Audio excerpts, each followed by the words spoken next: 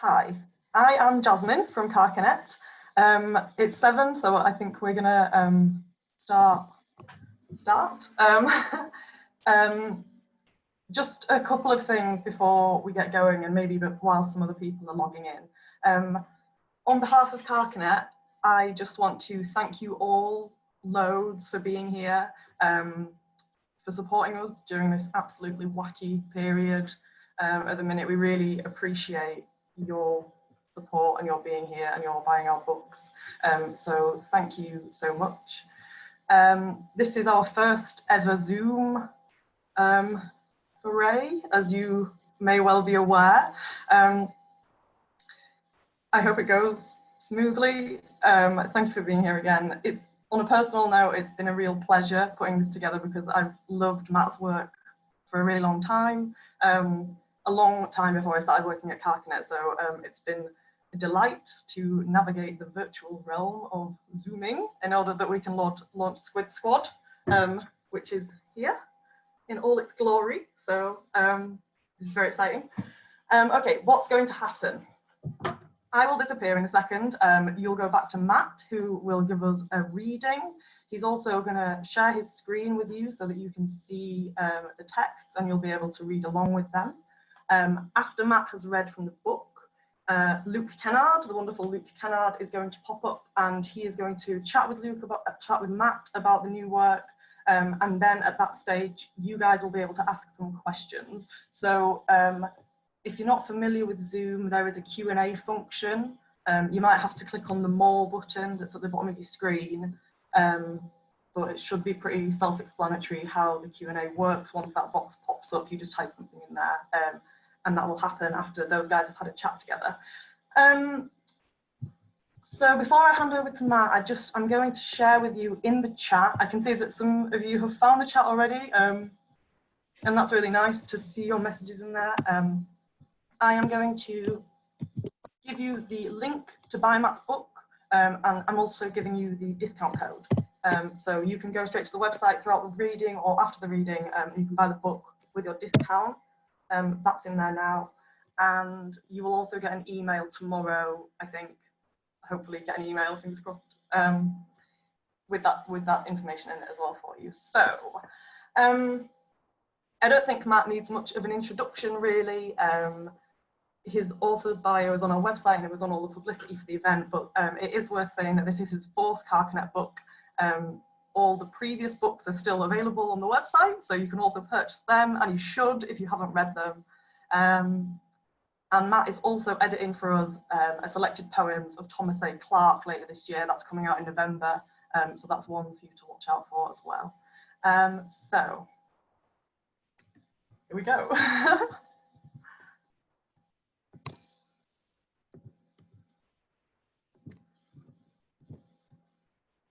So Matt, I think that you should be audible now. I'm going to begin by reading some sections from Squid Squad, a novel, which isn't the whole of the book, but is the most of the book. So I'm just going to begin with a reading, and then I'll say a little bit more after these 3 sections. Squid Squad. Section 1. Dustin Mostyn phones out for donuts, and the donuts don't arrive. Lola Wheeler unbandages her hands. The line of spilled paint leads to Bradley Ridley's apartment. Our shadows shift like schedules, mutters Neris Harris as she's cycling through the subway. Lola Wheeler feeds the Chaffingers the chutney. Dustin Mostyn misplaces his magnetic spoon. A spherical lemon rolls into the kitchen. Audrey Chowdhury ditches the idea that between the provable and the probable, and the improvable and the improbable, the parallels might be anything but inexact. Ruth Reith snaps her catapult elastic. Audrey Chowdhury kicks off her sneakers. Our hunches hatch like hornets' eggs, whispers Hank Strunk into the dictaphone. The coffee cools slowly in the blue enamel pan. Section 4. Her hands are still inky, as Lola Wheeler skins the small lemons and swats away the gnats. Natalie Chatterley's drumsticks go missing from her rucksack. Coffee boils slowly in the aluminium pan. The thing about resemblances, says Natalie Chatterley, crumbling a dumpling, is that though the resemblances between resemblances are often undetectable, the resemblances between objects are seldom unclear. Audrey Chowdhury's teeth grind down. A magpie mutes its trumpet trills. Natalie Chatterley snaps her chopsticks. The dust mites doze in the stationery drawer. Reticence comes like a rumble of rain clouds, says Dustin Mostyn, climbing the stairs. Audrey Chowdhury mimes the action of buttering toast. The lime seeds Natalie Chatterley sows sprout overnight. Section 6. Ruth Wreath photographs the plump blue pigeons in the symmetrical branches of the symmetrical trees. Dustin Mostyn digs for slugs. Antiseptic does nothing for Angus Mingus's grazers. Lola Wheeler loses at Ludo. The wagtails drag their twigs through the kitchen. Audrey Chowdhury breaks the intercom. Natalie Chatterley releases the wrens. The hornets hum in harmony. Ruth Wreath kicks over a stool. Lola Wheeler salts her walnuts. Someone must have borrowed Dustin Mostyn's keys. Natalie Chatterley's mittens unravel. Small, round, sweet, bright lemons fill the fridge. Paraffin evaporates. Audrey Chowdhury swallows a tooth. There are midges in the mattress where Angus Mingus sleeps. So, as I said before, that's the main part of the book is 64 of those. So, my feeling about the book is it is a poem, it is a novel, or you might prefer to think of it as 64 little poems or 64 little novels. I'm going to return to some more of those before we finish this evening. The book's arranged into the front section is those 64 sections of Squid Squad, and then there's a few more occasional poems in the second half of the book. So I'm going to move on to some of those now. One of the things I want to say before I do that is that I'm probably just in a little corner of your screen, and most of what you can see is the text. At the time when the lockdown began and people were moving poetry readings onto virtual formats, there was a lot of discussion I saw online about making them accessible for people who may not be able to hear. And I think we felt it important, chatting to people at Carcanet, that we should make it accessible in that way. So all the poems are going to be up in front of you to read along with. The other thing I suppose I want to say before I move on to this part of the reading is that some of you, I got an email from someone today saying, how come your new book's called Squid Squad? Didn't you have a book called Squid Squad a few years ago? And I had here's the new book, Squid Squad. And a few years ago, I had this small pamphlet called Squid Squad, which is only 16 poems long, and it was published by Carcanet Press, which is run by Thomas A. Clark, who Jasmine's already mentioned, and Laurie Clark, his wife. And I'd begun writing these poems and had showed Tom a small number of them, and he said, "Oh, I'd like to publish some of those in a little book." So I got it up to 16, and then Tom said, and then Tom published them, and I had no idea that I would carry on writing them. So when I carried on writing them, I then handed it over to Carcanet and said, "Does this look like a book?" And Michael Schmidt very kindly said yes. But there's a bunch of other poems in this book where the involvement of Thomas A. Clark and Laurie Clark has been involved, has come into play. And And there's a section of 3 poems, one of which you can see in front of you right now, called Green Gauge, Blues Scale and Blacklist. And I took part in a Arvon course at the Writing Centre in West Yorkshire. At the time, I think it was just after that Arvon Centre was being run by Lucy Burnett, the Carcanet poet, and she'd booked Tom Clark to lead one of their writing courses. And Tom's a friend, and I hadn't seen him for a little while. And I got in touch and said, the writing course looks good, and it'd be nice to have an excuse to hang out with you for a few days. Okay, if I come along. So I went along, and Tom was leading writing workshops with the poet Jen Hadfield was doing some too. And one of the workshops involves Tom saying, look out the window. And many of you in the audience will know the Arvon Centre in West Yorkshire. It's in this very beautiful valley. And I think it was like late July or early August. And he said, just look out the window, look at the green of those trees, look at all the different greens of those trees. And he said, that's what I want you to do this morning, think about green. And most of the people around the table were like, tell us what to write about green. And he was like, you know, you'll know. So I went off for a walk up that valley and just wandered away. And at some point that morning, I began thinking of green in these ways, and put it into the form of this poem. I'm not going to do the green one because I've got 3 of these poems, and when I do a reading, I try and rotate them. So I'm going to do Blues Scale. Grade, 86 to 100%. Descriptors, insight in bringing new perspectives to bear on blueness, or in developing new knowledge of blue. Exemplars, shrink to fit denim, biro ink, tarmac before it cools, peacoat wool, hedgerow blackberries in early September. Grade 70 to 85%. An ambitious blue carried out successfully with sophisticated handling of blueness.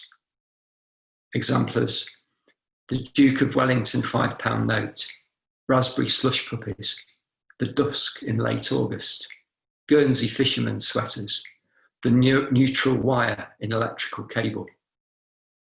60 to 69%. Highly competent in presentation of blueness, appropriate and intelligent use of blue. The flame of Maine's methane. The Smurfs, Bander machine ink, nylon tarpaulins, an Oyster card, 50 to 59%. Conscientiously blue, focused and balanced with at least a reasonable understanding of blueness. Cropple Bishop Stilton, pre-shrunk denim, municipal swimming pools, a peacock's feathers, the Elizabeth Fry £5 note. 40 to 49. Accurately blue, with some elements of partial or pedestrian blueness. Antibacterial hand sanitizer gel. Copper sulfate solution, the milkman's trousers, nylon rope, pregnancy tester kit indicator. 35 to 39. Not more than basically blue. Colston Bassett Stilton, a kingfisher's feathers. Chambray, the spark from a cigarette lighter, a Black Mariah's flashing light. 20 to 34. Insufficient evidence of basic blueness, ineptly blue. The Winston Churchill £5 note, colour gas flames, corner shop carrier bags, human veins, the January dawn. 0 to 19. Disappointing in its grasp of blueness.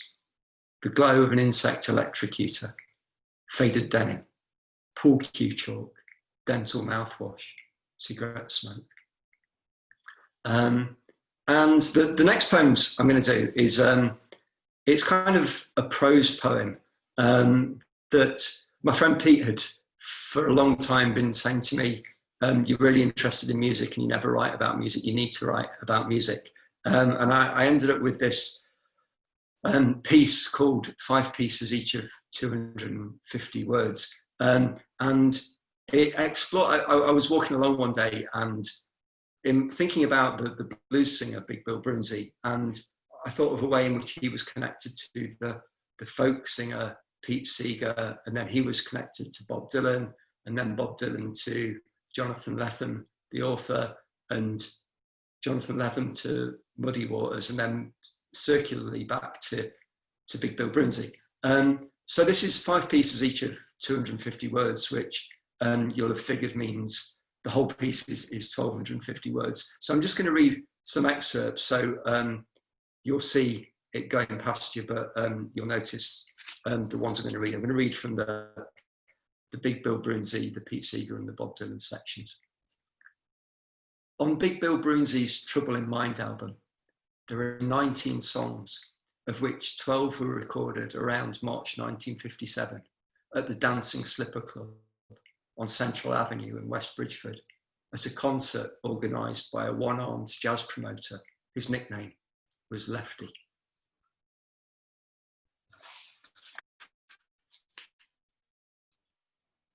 The footage in which Big Bill Broonzy sits in the sun on the porch of a wooden house and strums Stump Blues and Hey Hey was made the day before he underwent his operation for throat cancer in July 1957 and was shot by Pete Seeger on a 16mm Oricon camera.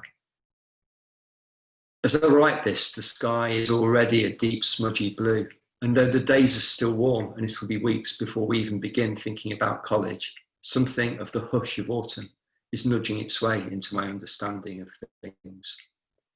While it's broadly understood that Pete Seeger's response to Bob Dylan's use of an electric guitar and an amplified backing band at the 1965 Newport Folk Festival was to take an axe to the electrical cables, it has been suggested that this is a understanding which grew out of a comment made on stage by the festival announcer during the moments of cheering and booing following the 3-song set of Electric Blues.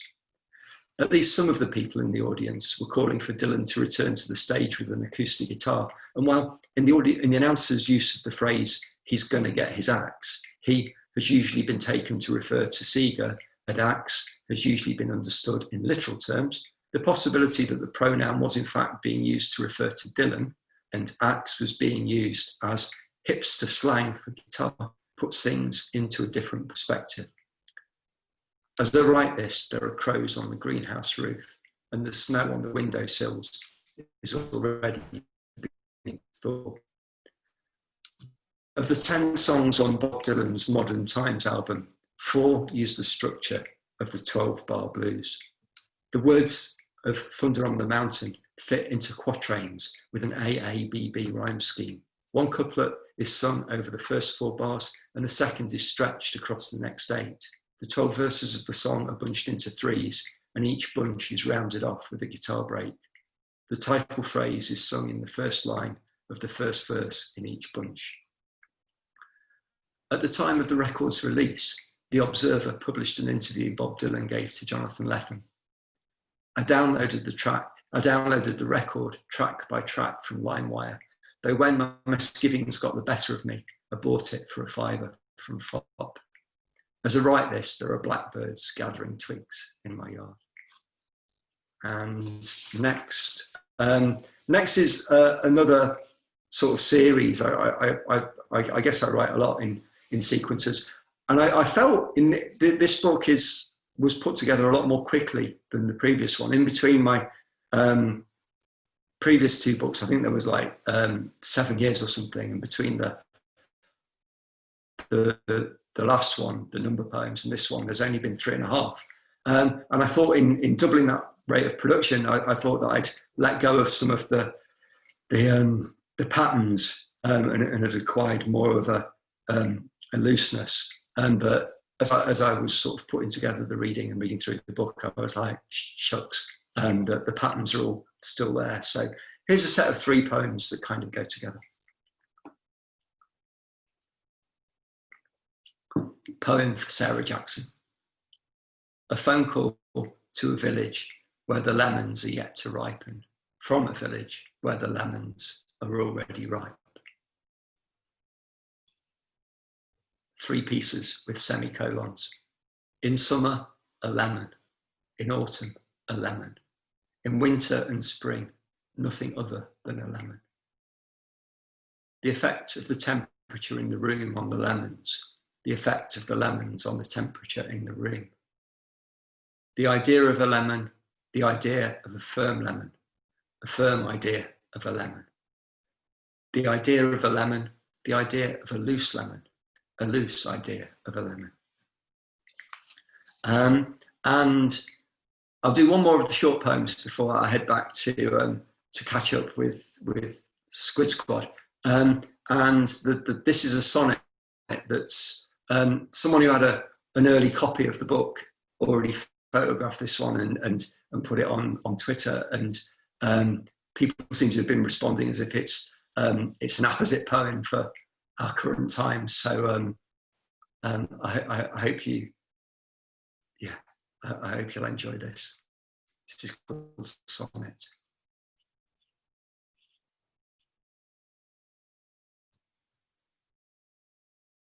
Monday AM, Monday PM, Tuesday AM, Tuesday PM, Wednesday AM, Wednesday PM, Thursday AM, Thursday PM, Friday AM, Friday PM, Saturday AM, Saturday PM, Sunday AM, Sunday PM. And so for the first section of the reading, before I'm joined by Luke, so I'm going to do 3 more sections from Squid Squad. Before I do, I'd just like to say a massive thank you to everybody for coming. I was saying to the Carcanet people earlier that even though I'm giving this reading from the chair that I've been sitting in all day, that getting ready, like I haven't had to go and get a bus or to finish something at work or to, grab a quick coffee before I got here, which is very often the case when I'm heading to readings or meeting up with people or any of that kind of stuff. But I still have had that flurry of activity and anxiety in the leading up to this evening's reading. I just want to say a massive thank you to you, a massive thank you to Michael and the Carcanet team, particularly Jazz and Becky for making this reading happen tonight. I really can't thank them enough, and it's and much as I would love to be in a room with everyone right now, this feels like not too terrible a second best by any means. So this is the final sections of the final part is another 3 sections of Squid Squad. Someone was asking me about, I was chatting to some friends about the use of all the names in the book. And I think maybe Luke and I will chat about some of the other influences later, but we were thinking about how, about using full names, how in a lot of the songs from the 1960s, like Eleanor Rigby by the Beatles or David Watts by the Kinks, there were like characters with their full names, not just like, not just songs with someone's name like Peggy Sue or Caroline, but full names like you would look them up in a phone book or something. And I guess that kind of spilled out onto later things like Nathan Jones by the Supremes and Liza Radley. But also it's in earlier songs like Arthur McBride or Matty Groves and things like that. And I think I wanted to do something with characters with full names for a long time. And when I was writing these poems, this novel, whatever it is, that had finally come to the surface.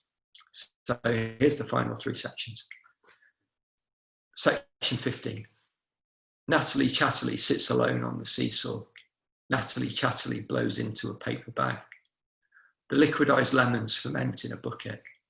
Natalie Chatterley grinds her peanuts small. Natalie Chatterley wrings the rain from her sweatshirt. Natalie Chatterley's parcel paper unrolls. My concentration sinks like Satsuma skins, says Natalie Chatterley. Small gulls gather in the unset cement. The focus of Natalie Chatterley's attention drifts between the spaces between things, and the things between the spaces between the spaces between things. Natalie Chatterley's sweatshirt shrinks.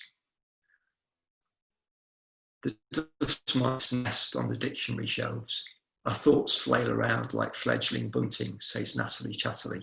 The budgerigars sulk themselves to sleep. Natalie Chatterley's lemons don't decompose.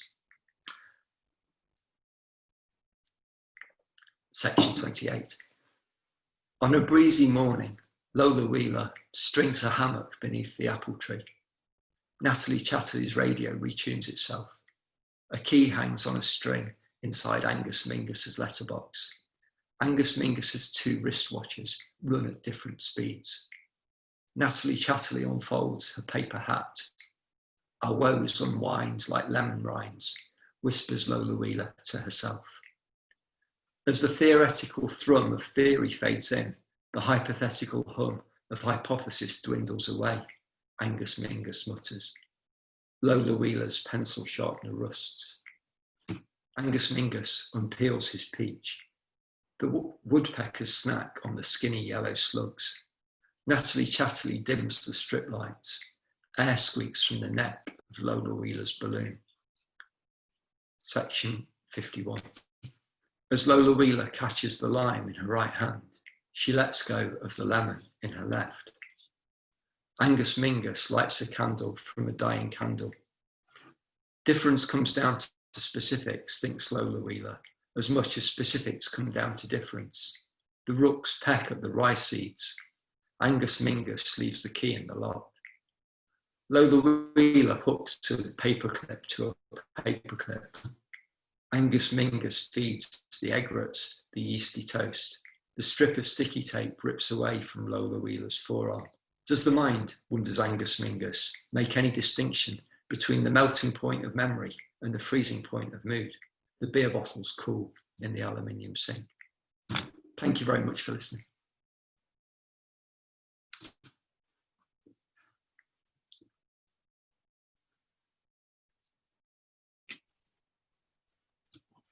Hi.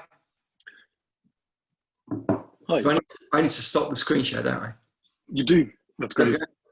That was beautiful. Thank you, Matt. On behalf of everyone that you can't hear, thank you. There are lots of there's lots of applause coming through. Hi, everyone. One by one. We were kind of thinking before getting on with the question and answer that we should really have a toast to the book, to the launch. I've just topped up my glass of wine. I wanted to. Yeah, I was hoping to get a hold of some party poppers, but I failed to, Matt, I'm sorry. But I'm just going to hit the glass with something instead. Well, I'll just go and get something to bring that toast. Okay, a minute.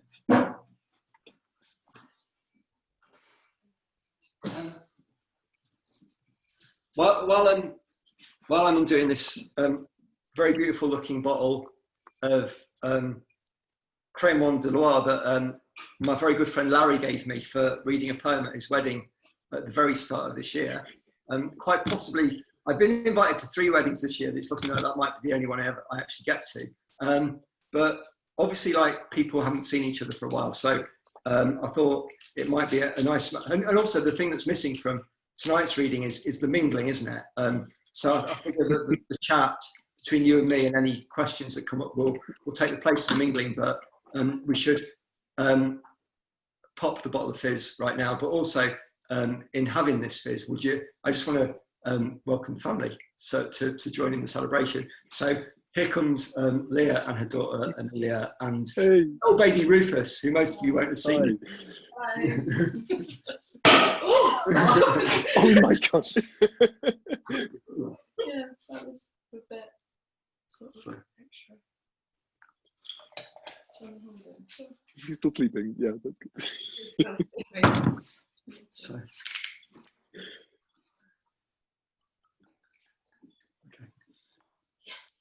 So, on that. Okay. We can't really do this. Okay, so. Oh yes, Cheers.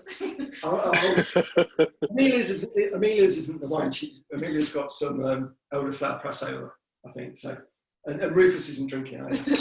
So, Squid Squad. Cheers. Cheers to Squid Squad. Okay, fire away, Luke. Yeah, let's get straight into it. Matt. Thank you, Larry. That's really nice. Matt, I wanted to start by asking about how Squid Squad came to be, which you touched on in the reading, and the short book that came out a couple of years ago, which was 16 poems of a similar structure. So I suppose I wanted to talk a little bit about ask a little bit about how it evolved from that into a sort of full-blown 64 poem symphony. Oh, can you still hear me? It's kind of frozen. I can hear you, yeah. Yeah, that's good, sorry. But also just thematically and stylistically, how it, you know, whether it's sort of, whether you can identify a moment where it just arrived at you, this idea to structure poems in this way, kind of led by character and gesture and name like this. Yeah. Thank you. I think that loads and loads of things, and I think partly it was a lot of things coming together that I'd been trying to do in poems for a long time, or I'd also been trying to do in other things. And maybe I always thought that one day I'd write like an actual novel, in the way that, you know, you're a poet who's published an actual novel, and I always thought I would do one of those. And I think after all the years of writing poems, I figured that I actually was less interested in doing that. And even if I did write a novel, it would be a poem, in the same way that, you know, I'm very interested in the blur between poetry and other forms, whether that's visual art or song or fiction. And I think around the time that the last book was accepted, the previous book, Number Poems, which I felt I'd been working on for a long time, and I'd been stuck as I was writing that book. And about the minute that I'd submitted it to Carcanet, I think I suddenly felt a relief, because I didn't have to write anything. And having felt that relief, I'd had these lines that I'd been trying to make something of, and I just sat down at the computer one day and started taking these images and these lines and these gestures or actions or whatever you want to call them, and they kind of fitted in. So, and I was enjoying them, and I hope, like, you know, everyone watching and reading will enjoy them too. And it kind of did a bunch of things that I was interested in. That I'm very interested in fiction, but I don't always care for getting all the way along a sort of story arc. In fact, I very often, you know, deliberately know that I'm going to put down a book halfway through, because I like it when everything's opening up and you're asking all the questions, and then when it all gets resolved and the butler did it after all, I'm like, I told you that on page 175. So there was that, but also I suppose other things that I always was a fan of, like the Peanuts strip, I think is probably making itself felt in here a bit, and like 90s films like Slacker by Richard Linklater. I remember like the day that I saw that when I was like 22 or 23, and it's you know, and it hasn't got a story as such, but the structure is that you see a character getting up to something, and then in the same shot it passes on to someone else coming into the screen, and they might directly or indirectly interact. And there's 100 of these. And the next day I just like sat in the house and was able, because of the structure, to remember the whole film, like scene by scene.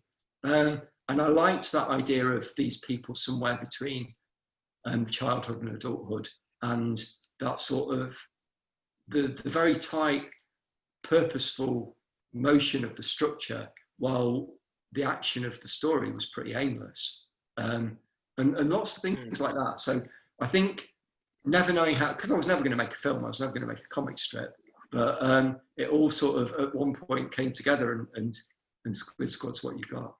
Yeah, So I do feel as though, no, that's great. I do feel as though it would make a really compelling film as well, though, just of kind of detached scenes, and you'd have to cast like 6 actors for the different, you know, the different main characters. But I mean, the only things that would be a challenge would be the thoughts, the really complex philosophical knots that they get into occasionally. But you could just have them kind of staring or frowning for those bits. And then back to those thoughts are probably partly, you know, that they wouldn't be out of place in that in Slacker, but the other films from around that time was the short Hal Hartley films like Surviving Desire and Theory of Achievement, which is basically, you know, young people who got qualifications but dead-end jobs and low-income living in little shared houses, who would just like stand next to the gas cooker while someone's playing the accordion behind them and pause over the sort of, you know, the meaning of meaninglessness. And I just love that stuff.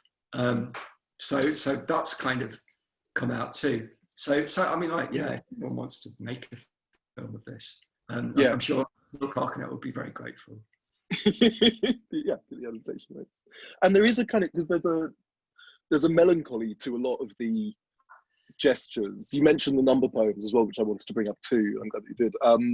Which the poems, the sequences in the number poems that were based on rhythms and structures, that some of them came from Waffles, I think, apparently from before that, and those poems really got into my head for a long time after reading it. I couldn't stop thinking in that rhythm and couldn't stop sort of reading them out loud. And this book, the Squid Squad sequence, did very similar to me. It sort of got me thinking in those images and thinking through these characters. A lot of the things that happen within it as a novel, whether you take it as a novel or as a series of poems, a lot of things that happen concern stuff falling apart or stuff not quite working or stuff not quite connecting. Yeah. There's a sort of motif that builds up, and it somehow still feels joyful. There's still a real jouissance about the whole thing.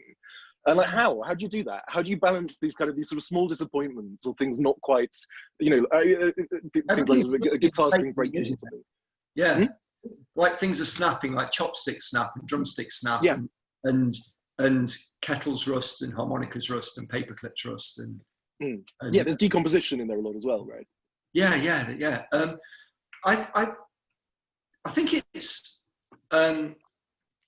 kind of interesting because I think I got there through being stuck with the writing, and I suppose another influence is the paintings of Michael Craig Martin. You know, those big sort of cartoony, generic like light bulbs and step ladders and paper clips and filing cabinets that he uses over and over again in big sort of primary colours.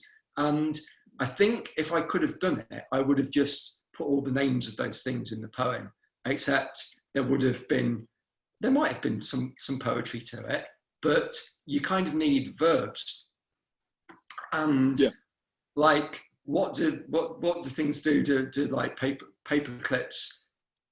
If they spill along the desk, it's just about interesting. But if they rust, then there's some movement, and there's some implied narrative, and at the same time as what I've just said about not necessarily following a conventional narrative arc, I'm interested in those little things, and it's another fiction writer who was probably influential on this was Donald Barthelme, and you know, and it's been said of his work that it's not about telling stories, but it's about moments of pleasure bursts, and I suppose trying to create like the you know, it's the pleasure of little things, and I think, you know, I think writers, like, there are probably some writers who are into magnanimity and portentousness, but most people I know don't really do that kind of stuff.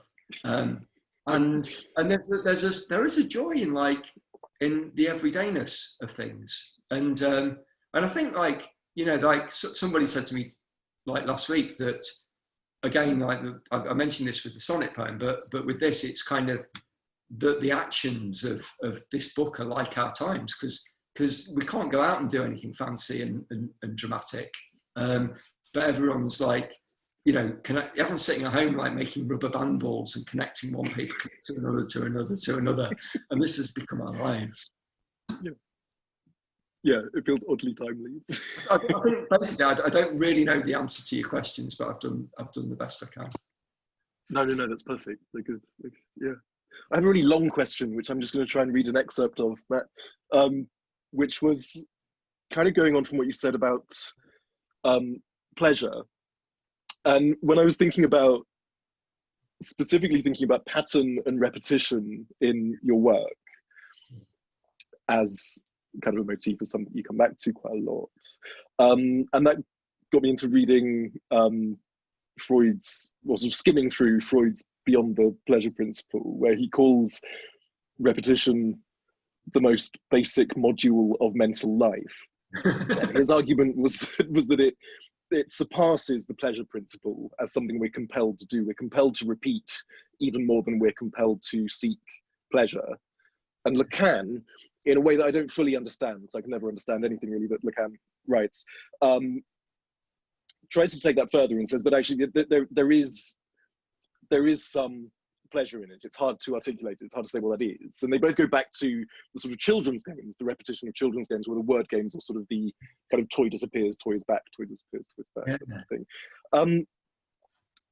And both of them argue that it has, and this kind of pertains to Squid Squad and to some of the other poems which use permutation and sequence in a different way. That all the musical pieces that are in 250 words, they all rely on a certain expectation which can then be subverted by the delivery, which for me has something to do with the kind of the idea of tension and discharge that pattern and repetition sets up. That you create something that's going to repeat, that's going to loop. And even the characters within Squid Squad are often kind of stuck in a loop. They're stuck doing the same things over and over again, or they're stuck miming a gesture, which then comes back as an actual gesture later on. But I think part of the pleasure of it is that it's, I don't know, that there is some relief of that tension at times. There's a kind of comedy, and there is that kind of pleasure, that joy that we talked about, the taking joy in tiny details, in small things. But I wanted to ask about the composition, really, of Squid Squad as well, like with the process of writing it. Like, when, I suppose one thing, like, do you have like particular favorites out of the sequence of 64? Do you have ones that you feel really work? How did you sequence it? How did you know when it was done? How did you know when this kind of feels like the ending of it now? Good, yeah, good question. I think part of it being written so quickly is that I kind of feel the whole thing was written maybe over a period of 3 concentrated blocks within the last 3 or 4 years, and partly it was all the lines coming separately, and so, you know, and it might have been just me sitting and thinking, but it might have been me reading or going about my day and thinking. Like, for example, I was chatting to a colleague at work, and we were talking about the fountains they used to have in the old Market Square in Nottingham, when people used to empty a whole tube of fairy liquid into them, and the whole thing would and so there's a character doing that, and so I would have, you know, either through conversations or just little things that I observed. I remember, you know, cycling along a road on the way to work one morning, and seeing a tyre swing in the drizzle, and I thought, oh, I'm having that.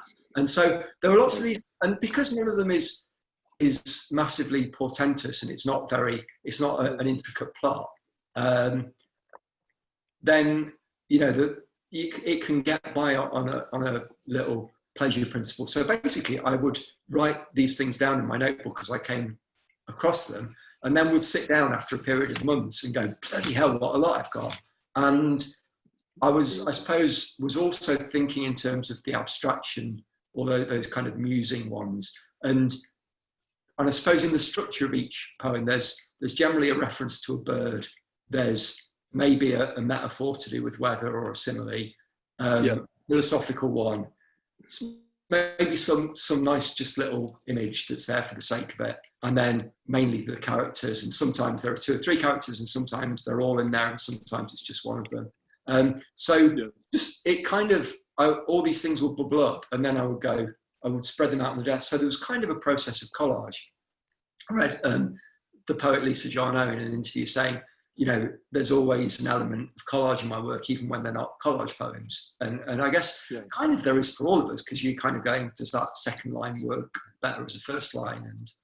And it's, and it's to do with placing things as well. So it's not so much a drafting process of you write out the best poem and then add a bit and trim a bit and lose a bit, but you kind of write out, 1,000 lines and make your own. It's not so much a jigsaw as a kind of Scrabble grid or bananagram grid or something. That was the process, really. And I guess I felt when I handed them to, I think when I handed them to Tom, I had 5, and he said, if you could do a few more, that'd be fine. If you can't, that'd be fine. And after I'd handed in the 16, they still kept coming. I think I was in that process. Yeah. And then I guess I finally got to a point where they more or less stopped coming. Although they occasionally come all the time now, but I just kind of, those lines will have to be in another poem. I'm not going to write anymore. But famous last words. Cool. There was one poem which ends with Angus Mingus slams on the brakes, which I kind of underlined as one of the most action movie-like details in the whole thing. Huge kind of dramatic attention to that. Yeah, which is good because that just I mean, that's one of the deep kind of joys of this book, is that at times you are reading it as a novel, you're trying to interpret it as a novel, and it's that tension of interpretation that it's resisting, like in Stevens's phrase, that also at times it kind of just edges towards just enough to kind of give you this little frisson of plot, this little idea of, and I suppose the idea of how the characters relate to each other, which they don't necessarily, and it's that thing, that central ambiguity that they could be complete strangers to each other, or they could be in some kind of massive sort of love hexagon or something, it could be anything, but anything works. You can just about map these different stories onto it, which I love. That's not a question at all, but it's no. I mean, nice thing. Yeah, more of a comment, Luke. I think that slams on the brakes. I mean, amongst the things that I was aware of is that I didn't want any motorized vehicle in the poems. There's a lot of bicycles, and there's probably some running and maybe other forms of movement. But I think I was probably cycling along one day and slammed on the brakes on my bike. Can you use the word slam on the brakes when you go on a bicycle? Well, poetic license, you can do anything you like, can't you? Yeah. But yeah, I mean, like, I suppose there are things that imply action and drama, even like slamming on the brakes. Like you're saving someone's life generally when you slam on the brakes. And there are people who do things like swimming into the distance, and you go, crikey, someone could write a whole novel about someone swimming into the distance and not coming back. But it could also just be what you do before breakfast when you're on holiday, and then you swim back again.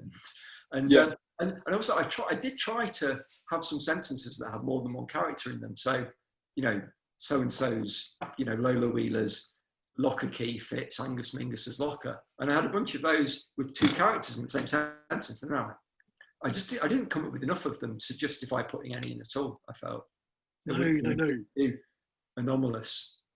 No, that's good. Yeah, I'm glad you cut those. Good decision, Matt. I suppose I had a question about which we've really covered in a way, about the subtitle of the novel and the extent to which that's, I guess it made me think a little bit of Ashbery and James Schuyler's A Nest of Ninnies, the sort of collaborative novel. They wrote a sentence at a time, which doesn't particularly function as a novel at all. It is just like a giant prose poem. But I suppose, I think even that subtitle has a sort of ambivalence to it. That it's on one level it's kind of a joke. On another level, it's a radical intervention into form and classification, because I think it does work. And I think the thing you were suggesting about the swimming, there's so many of this, it's like we don't actually need any more than what's there. We can infer so much around the details that we're given, and that's actually more enjoyable than. Yeah, I mean, that's a kind thing to say. I think, I suppose I'm trying to respond to the bits that I like of novels, and whereas there are some novels that are very plotty that I enjoy. Like I said, I do like a lot of stuff that is just, you enjoy the prose or the imagery or the rhythm or the the character of the language. in one way or another. And so, yeah, that Ashbury Shiler nest of ninnies is something. I like recently when it was the craze for everyone to find photographs of themselves when they were 20 and put them online. And like, I found one that my friend Paul had taken in his house when I'm holding Richard Brautigan's Trout Fishing in America, which must have been the first Brautigan book I read. And looking back 30 years later, I can see how central that is to my sensibility over the years. But I borrowed that from my friend Jasper, who was a drummer in a band I was in at the time. And you know, Trout Fishing in America makes Squid Squad look as firmly plotted as Agatha Christie or something, doesn't it?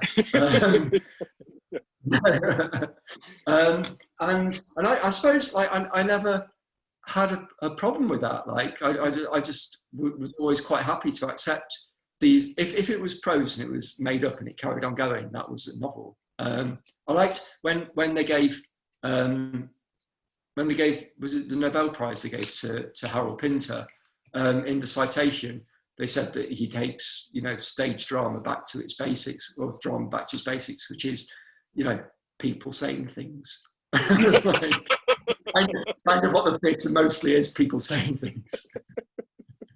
You're doing the same for the novel here. It's people doing things.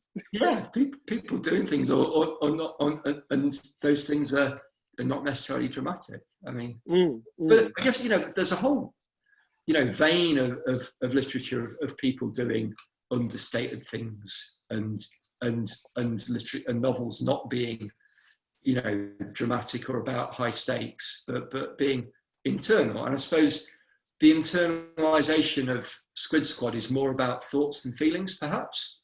But yeah, it's an okay substitution, I hope. Yeah, for sure. I feel like I've maybe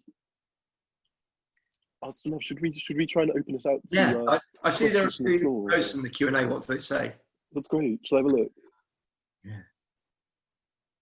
Long time listener, first time caller. Wow. Are you going to ask? I've got a question. I am. Yeah, I'm gonna give voice to them. Matt.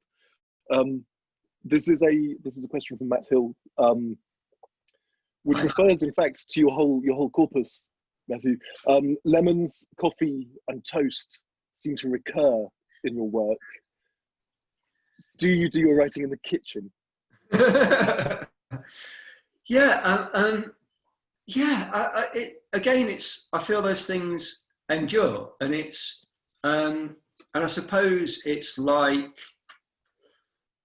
and I think like Matt Hill, who's asked the question, is a friend of mine, and is a songwriter whose work as a musician is very much about his beliefs as a socialist. And I think you know, I've always worried a little bit about my work not being overtly political, and that's because every time I try and make something overtly political, it feels really clumsy.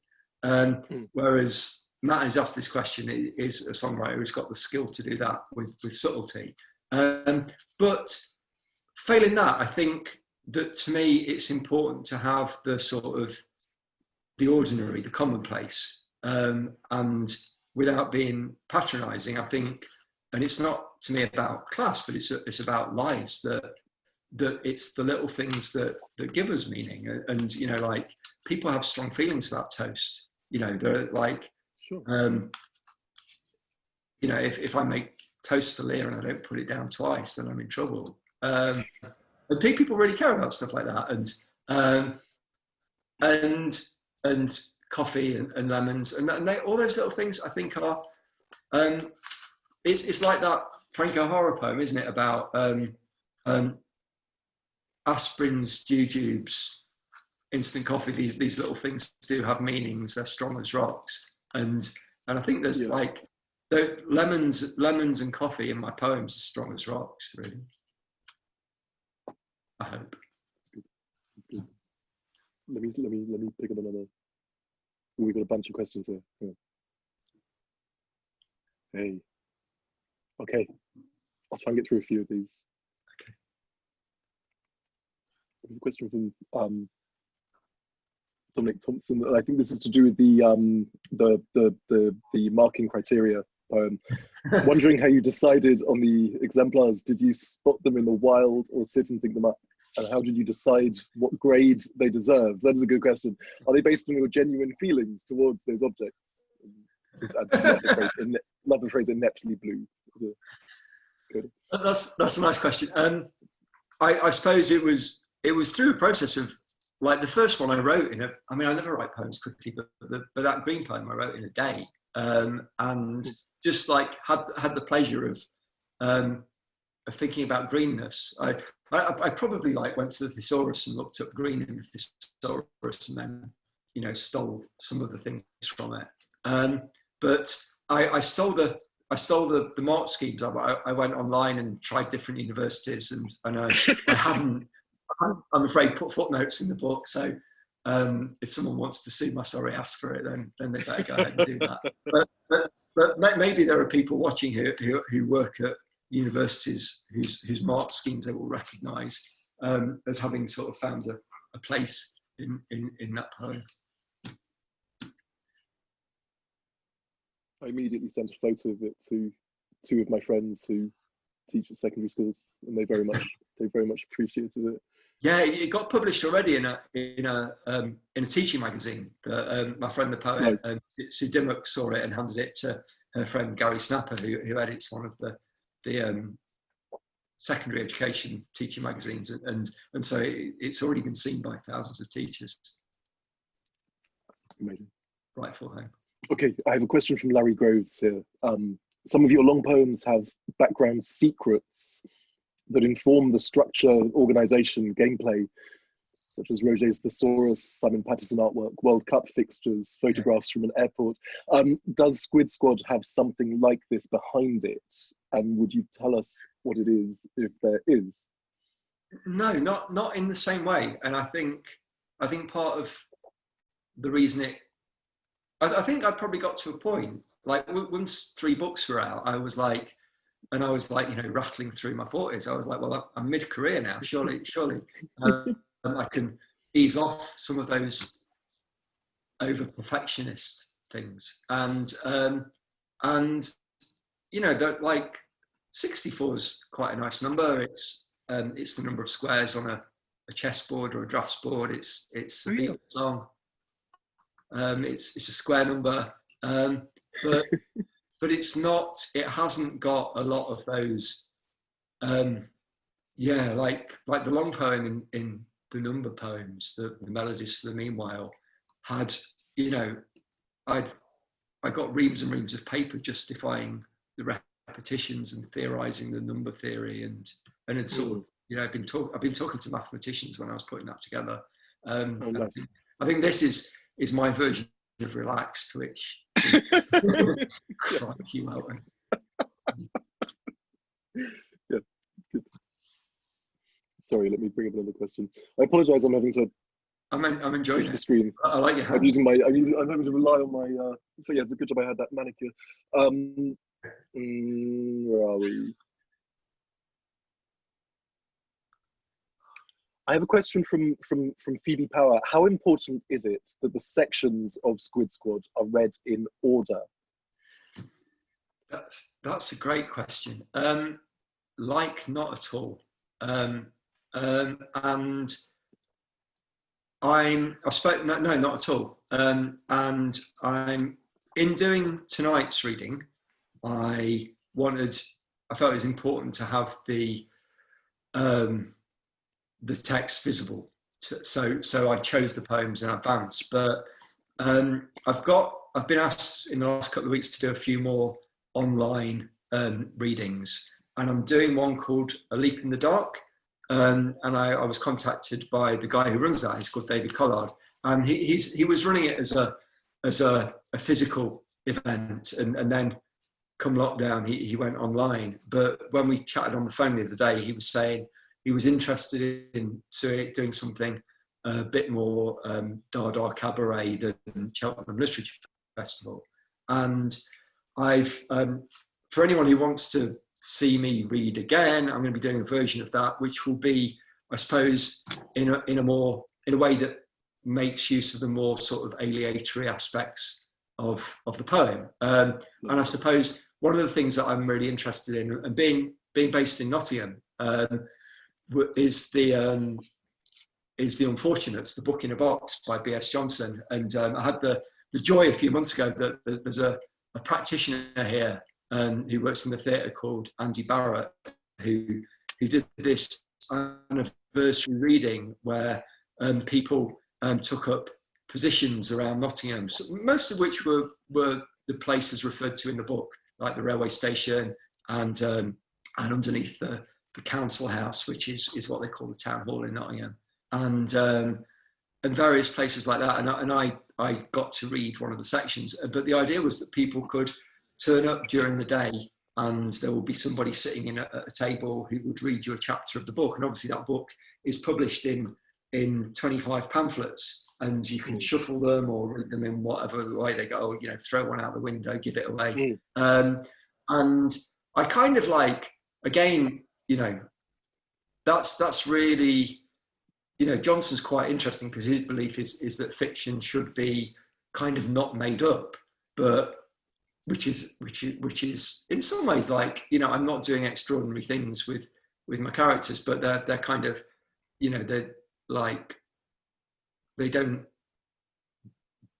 people don't necessarily, none of these characters are based on having experienced a friend who swam into the distance or slammed on the brakes or any of those kind of things. But I like that idea that, again, part of our pleasure, if we think of a book only in terms of its plot or its characters, partly we miss that part of the pleasure is just the bulk of it. It's just the stuffiness, the stuff of it, not stuffy as in boring, but stuffiness as in, the tangibility of it. You just like reading stuff. Yeah. Right. We're going to finish up with one last question, and then I'll mute myself and invite Jasmine back in to wrap things up.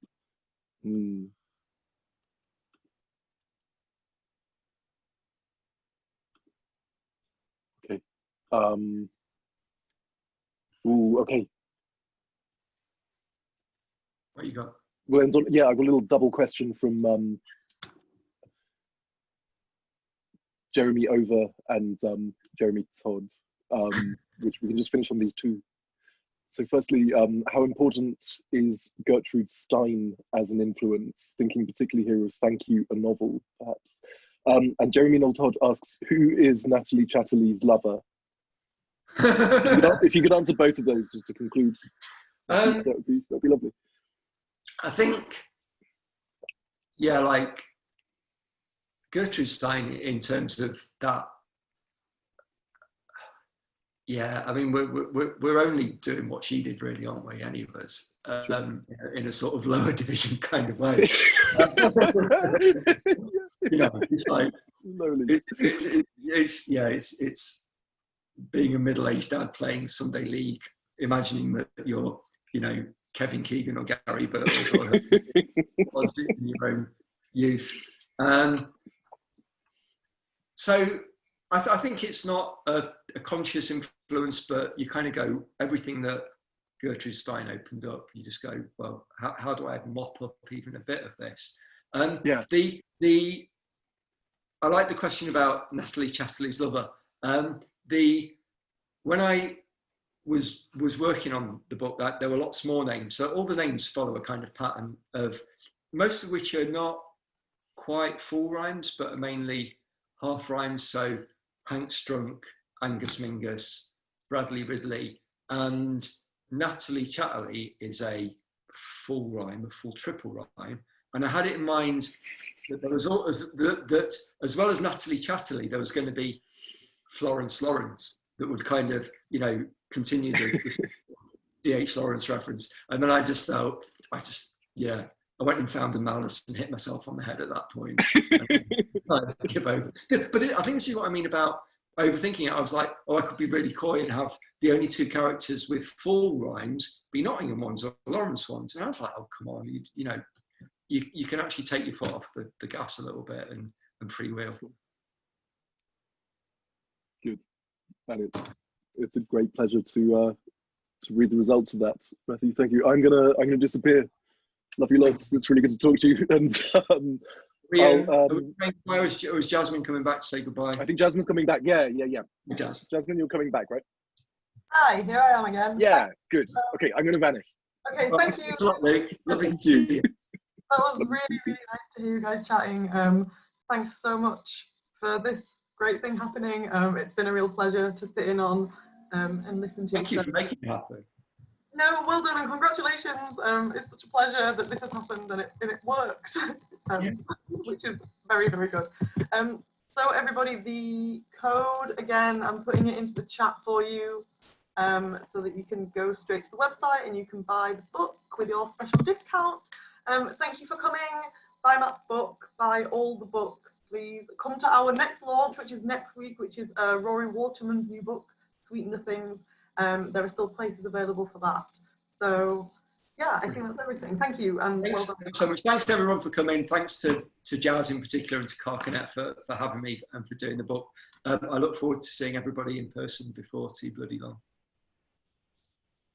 Bye.